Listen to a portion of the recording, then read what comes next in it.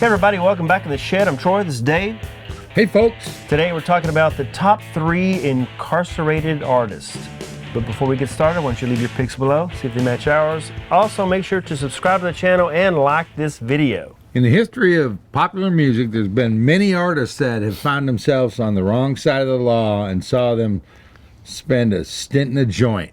It would probably be easier to make a list of artists that were not incarcerated. Well, maybe so. But, you know, some of them got a slap on the wrist, and then some saw themselves going to prison and, you know, maybe having to reform themselves and change their ways. Anyway, we got our top 3 picks, and so why don't we just get rolling, man? What's your number 3 incarcerated artist? Well, number 3 is going to be Steve Earle. Nothing ever happened around my hometown. I ain't kinda just hang around. You know, Steve was an early rebel, and he kind of ran away from home when he was 14 to seek out his idol, who was Townes Van Zandt. You weren't your mama's only son, but her favorite one, it seems. As a young man in Nashville, he really hooked up with some luminaries in the country music scene like Guy Clark and Townes and Rodney Crowell. His breakthrough album, Guitar Town, came out in 1986, and his really important album, Copperhead Road, came out in 1988. You can smell a whiskey burning down Copperhead Road. In 1993, he was popped for heroin and firearms possession, and in 1994, he was busted on a cocaine charge. He was a no-show at his court date, and he ended up getting caught and getting slapped with a 1-year sentence. You know, due to his good behavior, he got out after 60 days. This was his come-to-Jesus moment, and he really got that moment of clarity, all right? I guess that'll do it to you. He's a recovered 12-stepper kind of guy, and he still continues to play throughout, you know, this country and the world, but Steve Earle is going to be my number 3. It's a good number 3. Boys, I ain't never seen nothing like a Galway girl. Well, my number 3 is actually from your favorite band, Motley Crue, Vince Neil. I know that was coming because I know what he did. He's the one that called that can feel good. He's the one that makes you feel alright. He's the one that called that can feel good. He's gonna be your Frankenstein. So in 1984, he was in a car crash and killed Hanoi Rocks drummer Razzle and injured 2 other people that were in the other car. Yeah, he got a vehicular manslaughter charge or something because he was drunk. He was drunk, yeah. So they were at a party. They were partying like they always did back in the day. And they were going to head down to the liquor store to get some more booze. And so they took off in his... Corvette or something. Yeah, it was a 1972 Pantera. Yes. Yeah, you're right. I think it was a and Pantera. I think he ran a red light or something happened, and he had a head-on collision with another car and killed the drummer, Razzle. He was the drummer for the band Hanoi Rocks, and the other 2, the people in the other 2 car, they survived. They were seriously injured. Yeah. So he was actually sentenced to 30 days in jail, but only did 15. But I guess because of who he was, he paid $2.6 million. Restitution. Yeah, and he was set free, which is crazy to think. Yeah, you can get off with something like that. Exactly. It was almost a slap on the wrist. Yeah, exactly. Yeah. It was a big deal back then. I remember reading about it in I think Circus Magazine or Hit Parade or something like that. Oh, it was on the news too. Yeah, it was a big thing. And I mean, it probably, I'm sure it messed him up a little bit from that point on. So the car was actually a red 1972 De Tomaso Pantera. Yeah, De Tomaso. Which I looked at car up today to see what it looked like. Man, it's a badass looking car. Oh yeah, it is a badass car. But it had like a big block Chevy engine. It looked kind of like a Corvette, you know, or a Ferrari or something like that. Yeah, it looked like kind of like a Ferrari. But anyway, Razzle died. The other 2 had brain damage, and He had to pay a lot of $2.6 million in fines. And restitution to the families and victims. Exactly. So anyway, that's my number 3. What's your number 2? My number 2 is going to be Beer Break.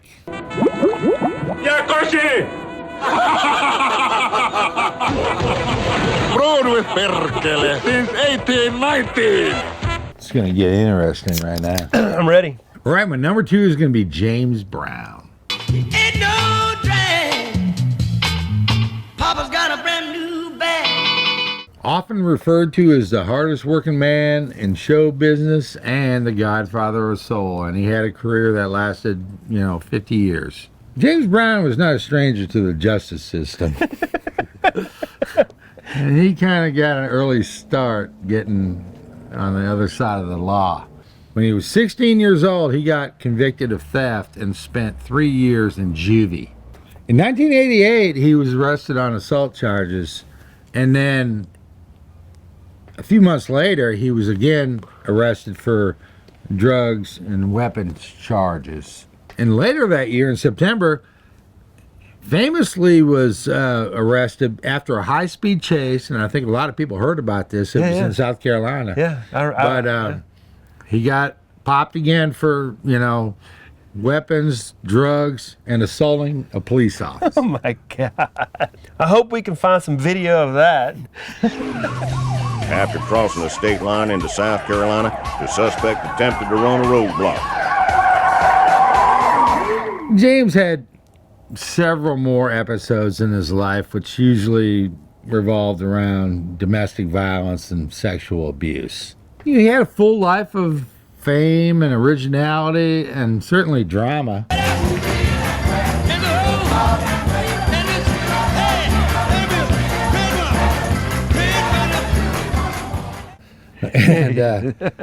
But that all came to an end on Christmas Day in 2006, I guess it was, when he passed away. But James is breaking the law, man. Sounds like it, man. Yeah, I remember all those stories when I was younger. Yeah, he was a maniac, man. He was a maniac. But what's your number 2? My number 2 is the original singer for AC/DC, Bon Scott. Ain't breaking no rocks on the chain gang. Breaking out and heading home. So Bon Scott, he worked as a farmhand and a machine mechanic before he was in AC/DC. And he was convicted and thrown in jail in 1963 at the age of 17 for escaping police custody, stealing a patrol car, and statutory rape, after he had a sexual relations with a 15-year-old girl. I guess it was his girlfriend at the time. Yeah. So he spent 3 months in juvie. Really? Yeah. Yeah. So Bon Scott's brother actually said his jail time was life-altering and sort of made him realize, well, that's not the path that he wanted to take, or he needs to take. Was he a musician at the time? I don't know. He was 17, so I have right. no idea. Yeah, Bon Scott realized at the time that he needed to change his ways and not get thrown in jail or juvie or prison or whatever ever again. So even though he had that persona as sort of this like rebel rock star bad boy image, he was I wouldn't call him straight-laced because of course he was an alcoholic. I'm sure that's how he died. Yeah. But I think that episode in his life sort of steered him in the right direction and was like, I'm not going to do this stuff. And of course he got fame and fortune with AC/DC, so he didn't have to rob anybody anymore. He channeled that energy into music. Exactly.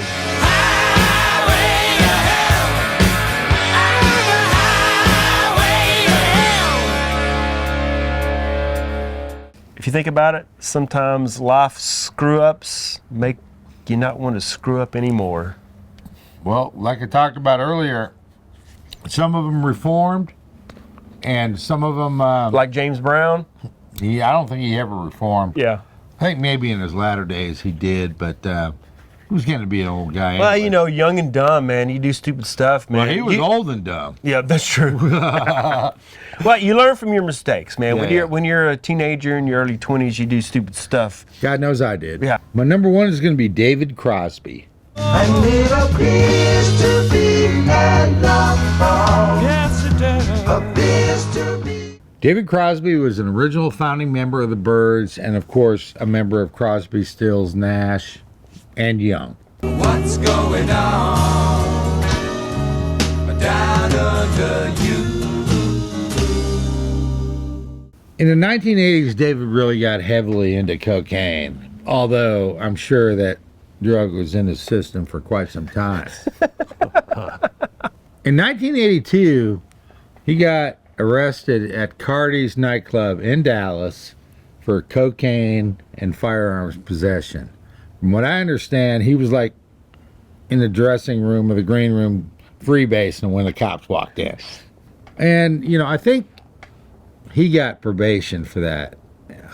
They let him off, you know, with a slap. In 1984, I just moved to Dallas, and I won tickets for Crosby, Stills, and Nash to play at Starfest, which was off of Coit and LBJ. And I had a table right up front. Best seats in the house. Crosby had kind of got let off the hook, you know, so I remember this as like it was yesterday. They came out and they played for a while, and then Crosby came up to play his song. I think it was Almost Cut My Hair. He got up to the mic and he said, "Well, I'm back." And then cut into the song. Almost cut my hair.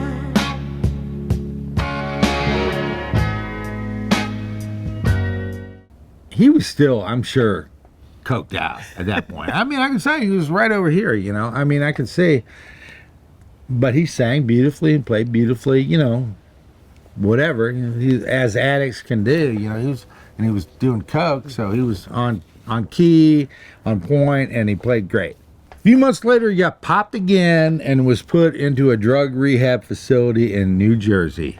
With the help of his girlfriend, he escapes rehab Really? and goes to New York City, where he's arrested and extradited to Texas. He was sentenced to prison at that time when he got back to Texas, but I think they let him out for the Live Aid concert, because Crosby, Stills, Nash, and maybe Young played at Live Aid. Teach your parents well, 'cause their children's hell will slowly go by. But he misses a follow-up hearing.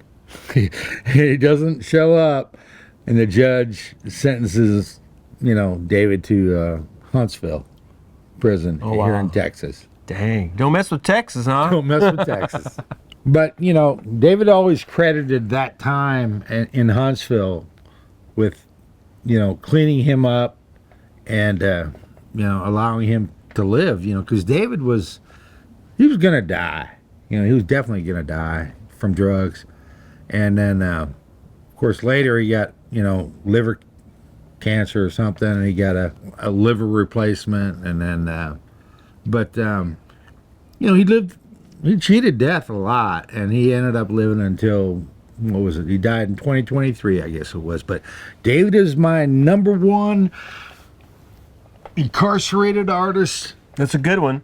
I had a feeling you would pick that one. Yeah. Yeah. We've talked about him before. Yeah, exactly.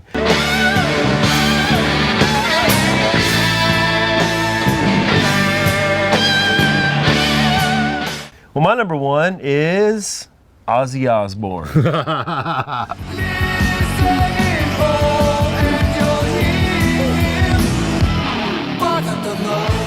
So, of course, Ozzy has had run-ins with the law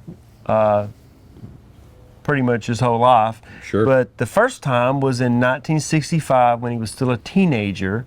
He spent 7 weeks in a Birmingham prison for failure to pay fines for a burglary conviction. Oh, really? How old was he? He was 65, so I'm not. He was a teenager. I'm not really sure how. Sure. Yeah. Yeah. I don't know when Ozzy was born.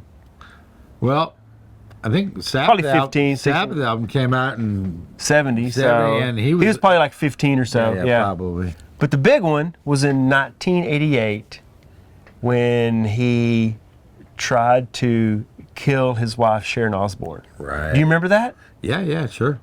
He was drunk and coked out of his mind. Yeah, I forgot about it till I read up on it Yeah. recently, and I was like, oh man, I totally forgot that happened. Yeah. So it happened in their home in England, and Ozzy had been drinking As All- he was known to do. all day, Yeah. and he was Sharon explains it sort of. Ozzy was in this trance-like state, and he tried to choke her to death. And while he was trying to kill her, this is what he said: "We've come to a decision that you've got to die." Isn't that crazy? He just said, we've made a decision. And I'm like, we've? Yes, and you've got to die. And I'm like, okay, all right. And so what did he do then? He lunged on me and, got me down to the floor and started strangling me. How close did it get?